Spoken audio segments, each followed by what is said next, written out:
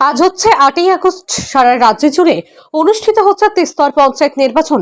সারা রাজ্যের সাথে তাল মিলিয়ে কোনো ধরনের অপ্রীতিকর ঘটনা ছাড়াই উৎসবের মেজাজে ভোটাধিকার প্রয়োগ করছেন ভোটাররা। কৈলাসহর গৌরনগর ব্লকের অধীনে থাকা কুলটি গ্রাম পঞ্চায়েতে বৃহস্পতিবার সকালবেলা কৈলাসহর টেলাবাজার উচ্চ মাধ্যমিক বিদ্যালয়ে ভোটাধিকার প্রয়োগ করলেন অল ইন্ডিয়া কংগ্রেস কমিটির সদস্য তথা জেলা কংগ্রেস কমিটির সভাপতি তথা ঊনকোটি জেলা পরিষদের 2 নং আসনের কংগ্রেস দলের মনোনীত প্রার্থী তথা গৌরনগর পঞ্চায়েত সমিতির 3 নং আসনের কংগ্রেস দলের মনোনীত প্রার্থী মোহাম্মদ বদরুজ্জামান। তিনি ভোটাধিকার প্রয়োগ করার পর সাংবাদিকদের মুখোমুখি হয়ে বলেন, ওনার জয় সুনিশ্চিত, এটা শুধু সময়ের অপেক্ষা। পাশাপাশি তিনি কোনো ব্যক্তির বিরুদ্ধে লড়াই করছেন না, তিনি বিজেপি দলের বিরুদ্ধে লড়াই করছেন। জেলা পরিষদ কেন্দ্রে আমি এইমাত্র সমস্ত কেন্দ্র সফর করে এসেছি।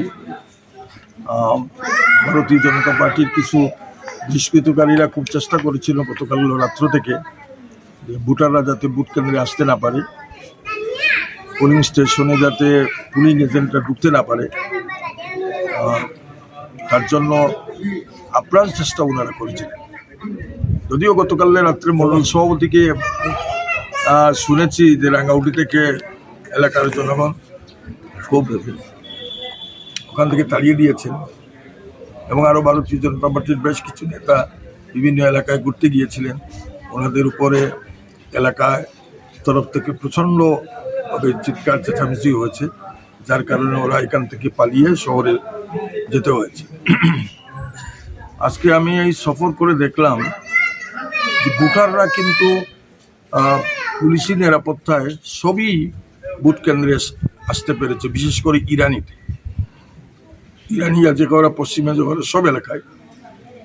কিছু কিছু ক্ষেত্রে আমরা লক্ষ্য করছি যে ভারতীয় জনতা পার্টির যারা পঞ্চায়েত স্তরের ক্যান্ডিডেট আছেন ওনারা লাইনের মধ্যে কিছু প্রচার করছে, যেটা অবজারভার বা সেক্টর অফিসার বা সেক্টর পুলিশ অফিসারের কাছে কিন্তু আমি কমপ্লেন করেছি, এডিশনাল এসপির কাছে কমপ্লেন করেছি, কিন্তু এই ব্যাপারে ওনারা কোনো সঠিক উত্তর বা কার্যকারী কাজ করছেন না। এবং আমার এই পরবর্তী সময়ে আমি এখানে পঞ্চায়েত সমিতির আসনে 3 নং আসনে আমি প্রার্থী হয়েছি। 3 নং আসনে আমার যে 2টি গ্রাম পঞ্চায়েত, এখানে 6টা পোলিং স্টেশন, সেই 6টা পোলিং স্টেশনেও খুব ভালো বুথ পড়ছে। এখানে কোনো সমস্যা নেই, যে যার বুথ যাকে খুশি তাকে দিতে পারছে এবং উৎসব মেজাজে এখানে বুথ চলছে। যারা প্রতিবন্ধকতা সৃষ্টি করতে চেয়েছিল এরা সম্পূর্ণরূপে ব্যর্থ হয়েছে এবং আমার জয় পঞ্চায়েত সমিতি এবং জেলা পরিষদে সুনিশ্চিত। আমি জনগণের আশীর্বাদ নিয়ে দীর্ঘদিন যাবৎ এই এলাকার মানুষের সেবা করে যাচ্ছি। মানুষের সুখে দুঃখে সবসময় আমি ছিলাম, আছি, থাকব। এখানে রাজনীতির জন্য রাজনীতি নয়, মানুষের সেবার জন্যই রাজনীতি।